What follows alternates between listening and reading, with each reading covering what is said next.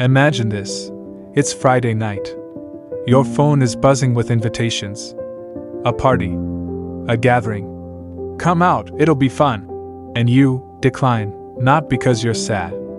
Not because something's wrong. But because the idea of staying home, alone, in the quiet, genuinely sounds better than anything else in the world. If that's you, you've probably been asked the question 100 times. Don't you get lonely? But here's what almost nobody tells you.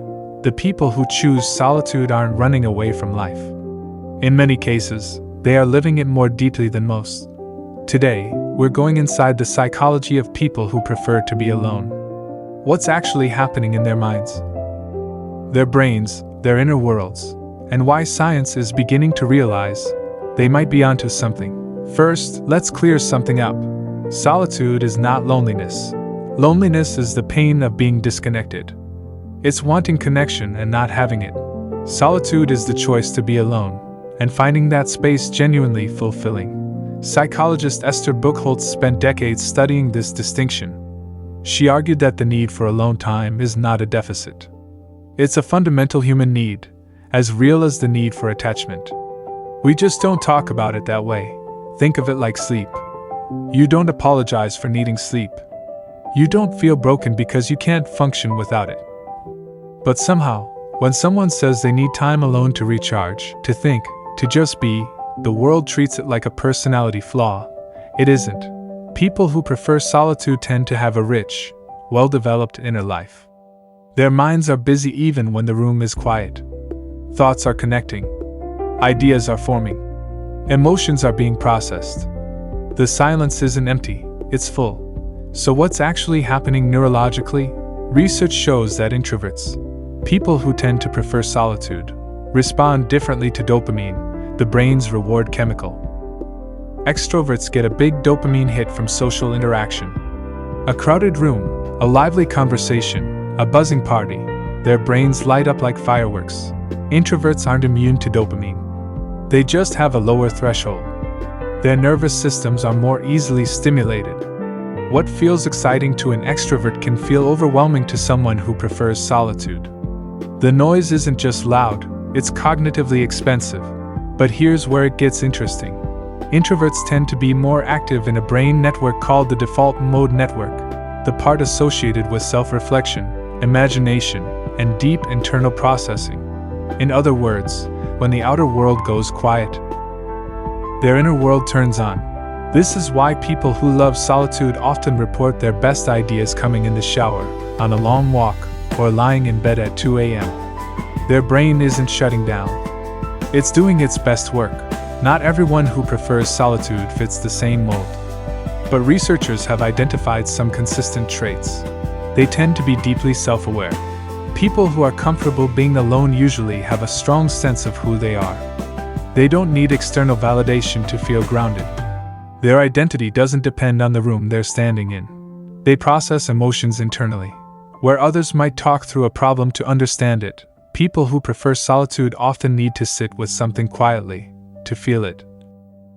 Turn it over, examine it, before they're ready to engage with it outwardly. They are often highly sensitive. The term highly sensitive person, coined by psychologist Elaine Aron, describes roughly 15 to 20% of the population. These individuals process sensory and emotional information more deeply than others. Solitude isn't a luxury for them, it's a necessity for staying regulated and well.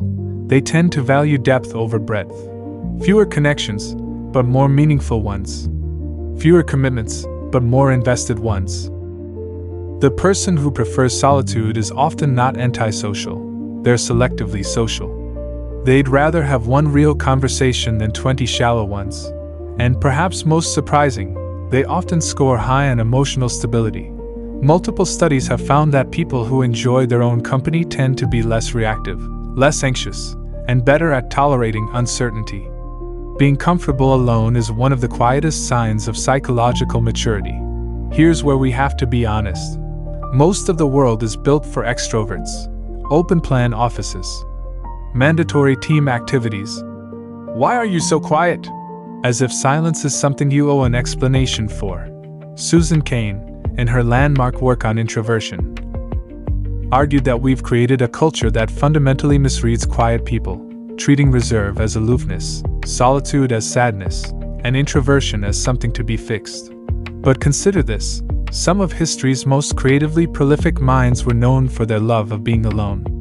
They were not antisocial. They were pro-solitude. There's a difference.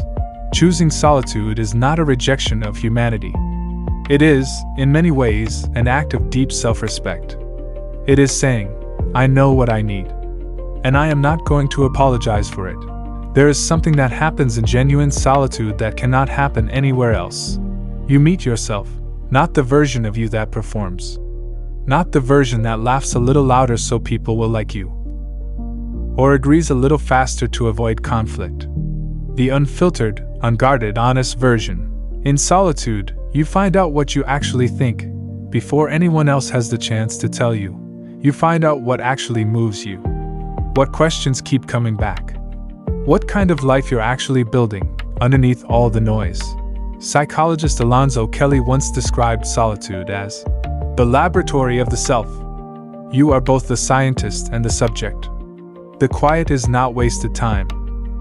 It is some of the most productive time a human being can spend. And this is what people who love being alone already know. The world will always be there. The crowd will always be loud. The notifications will always stack up. But the relationship you have with your own mind? That is the one relationship you can never outsource. So the next time someone declines the invitation, leaves the party early, chooses a quiet Sunday morning over a loud Saturday night, before you ask, is everything okay? Consider that everything might be more than okay. They might be doing exactly what they were built to do: listening, processing, creating, becoming, in the quiet. If this spoke to something in you, leave a comment. Tell me, does solitude restore you or drain you? I'd love to know where you land, and if you know someone who loves their alone time, share this with them. They'll probably watch it by themselves.